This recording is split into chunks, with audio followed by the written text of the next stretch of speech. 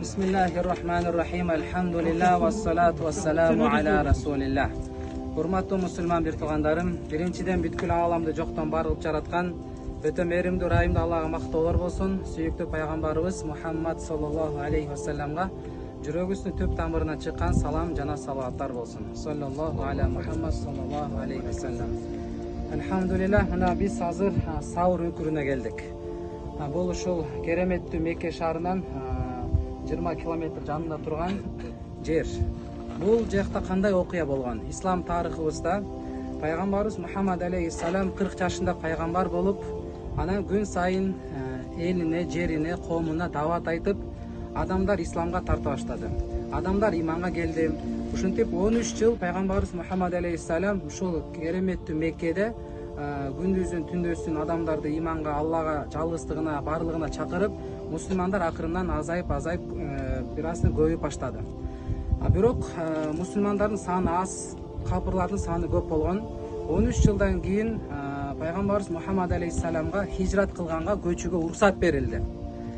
Пайгамбарыбыз саллаллаху алейхи ва саллям хижратка кылардан мурда Надва деген жерде адамдар ушакта Мекке мушриктерин баары чогулуп, азыркы парламент сыяктуу дегендей, Мекке мушриктерин баары тең чогулуп, анан кийин пайгамбарды кантип жок кылабыз, анын динин кантип жок кылабыз деген кеңешмеге чогулушат. Ушул кеңешмеге бир аксакал дагы келишет. Бир аксакал келет дагы, анан ушул кеңешмеге отурат. Анан кийин ар кандай ар ким ойлорду айтышат, пайгамбарды кантип жок кылабыз, эмне кылабыз деп. Бирөөлөр айтышат, пайгамбарды кууп салайлы Мекке шаарынан деди. Баягы аксакал айтты, жок, куубай эле койгула, ал башка жака кетирип салсаңар, ал ушакта ислам таркатып, кайра силерди басып алат деди. Кээ бирлер айтышты, ананы камап салайлы деди. Десе, жана аксакал айтты, жок, камабагыла, аны камасаң өзүнүн уруусу келип кайра чыгарып кетет деди. Анан баягы аксакал өзү оюн айтты, силер андан көрө мындай кылгыла. Ушул отурган баардык уруулардан 40 жигитти алып чыккыла. Ушундай ар бириттен кылыч менен чыксын, ар бир кылычын өзү уулап койсун деди. Анан баардык тең 40 жигит барып пайгамбарды өлтүргөн болсо, анын жоопкерчилиги баарына тийип калат дагы, анан бир аз жоопкерчилик азайып калат деди. Бир анан уруп баарыбыздан өч ала албай калат деди. Дегенде баары тең ушул ойду жактырып, ооба ушундай кылайлы деди. Анан ушул түнү барайлы деп кеңешме кылышат. Бирок алар билишкен жок, пайгамбарыбыз Мухаммад алейхиссаламга Жибраил деген периште келип кабар берерин. Жибраил периште пайгамбарыбыз Мухаммад алейхиссаламга келип кабар берди. О Мухаммад пайгамбар, бүгүн түндө сиз хижрат кылыңыз деди.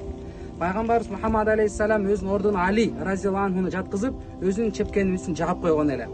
Анан кийин пайгамбарыбыз Али разияллаху анхуга бардык аманаттарды таштап, ушул аманаттардын баардыгын берип койгон деп таштап кетет. Ушакта жатып тургун, коркпогун, сага эч ким зыян жеткире албайт дейт. Анан пайгамбарыбыз Мухаммад алейхиссалам түндөсүн анан кийин эшикке чыкканда, баягы жакта 40 баягы жигиттер кылычтар менен пайгамбарыбызды өлтүрөбүз деп турушкан. Арасында Абу Жахил дагы бар.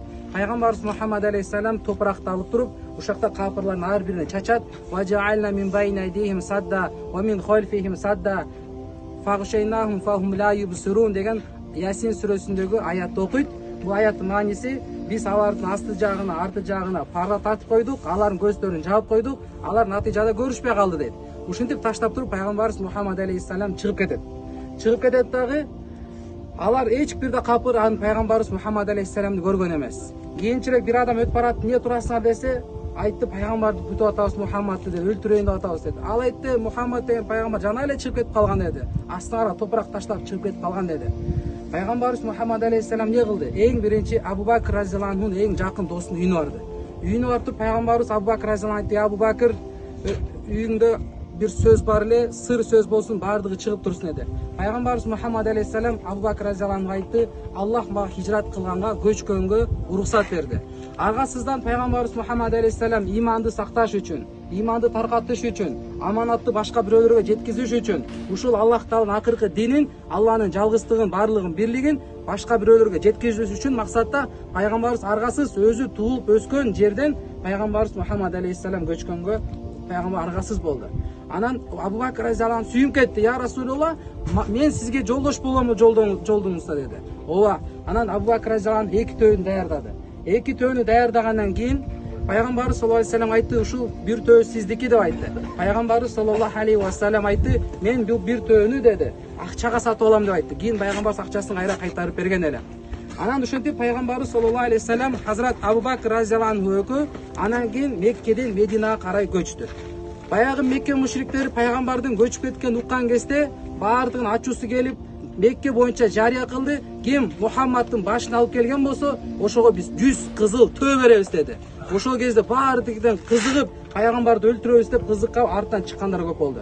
Эгерде пайгамбарыбыз Мухаммад алейхиссалам Меккеден Мединага кадимкидей жол менен кетсе, арттан барып жетип табылмак эле. Ушул себептен пайгамбарыбыз Мухаммад алейхиссалам башка жол менен ушундай тоолордон, үңкүрлөрдөн жашынып туруп, анан пайгамбарыбыз Мединага көчкөн эле. Биринчи эле пайгамбарыбыз саллаллаху алейхи вассалам ушул мына биздин артыбызда турган ушул Саур үңкүрүнө келди. Мына азыр баарыбыз мыякта жаштар, 30 жаштагы жигиттер көбүнчөсү 1 саатта саат 7де баштасак 8ге чейин 1 саатта тынбай чыктык бул жакачы.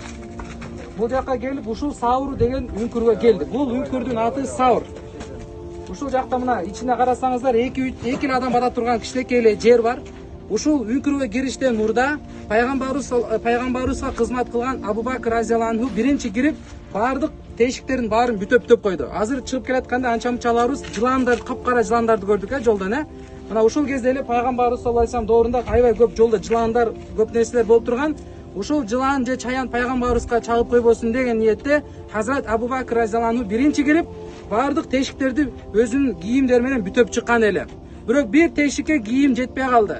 Ушул жакты Абу Бакр разияллаху анху ушул тешиктен жылан чаян чыгып калбасын деп, ушул тешикти буту менен жаап койгон эле.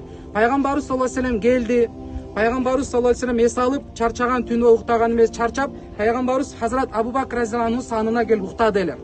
Ушул жакта ушундай таттуу уйку менен уктап аткан кезде баягы тешиктен жылан же чаян келип туруп, Абу Бакр разияллаху анхунун бутуна чаккан эле.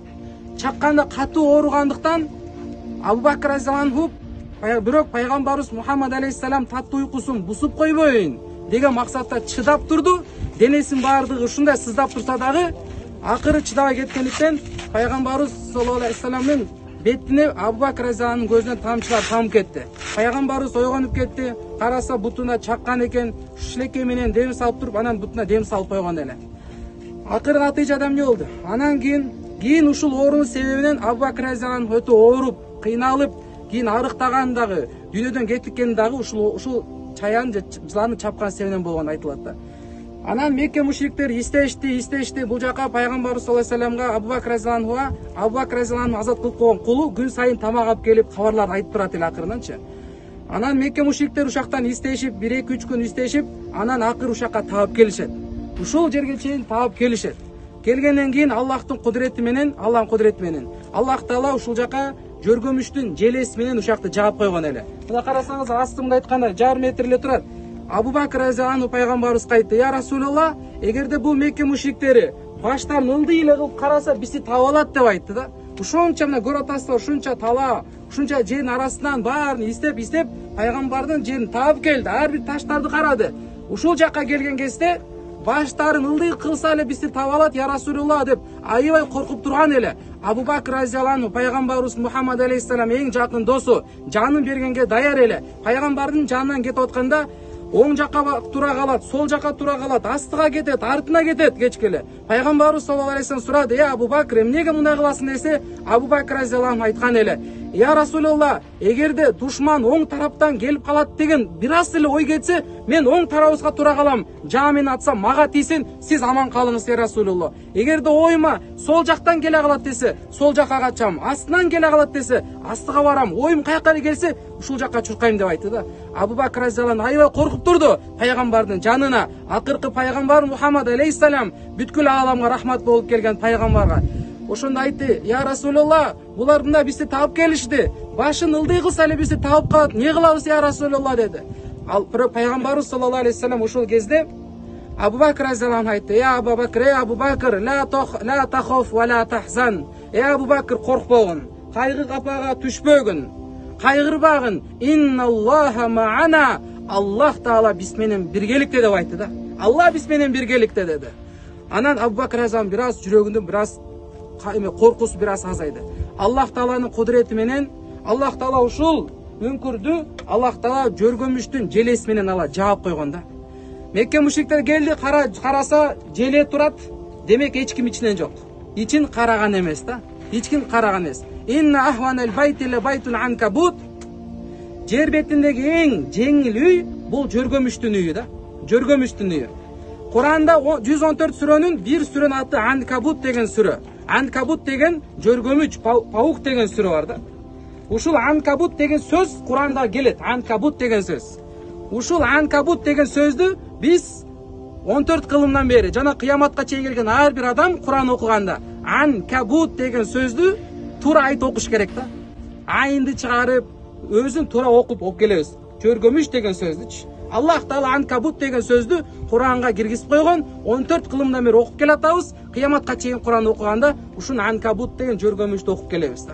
Аллах Таала сактайм десе туугандар, Аллах Таала жөргөмүчтүн желеси менен сактап кое берет да.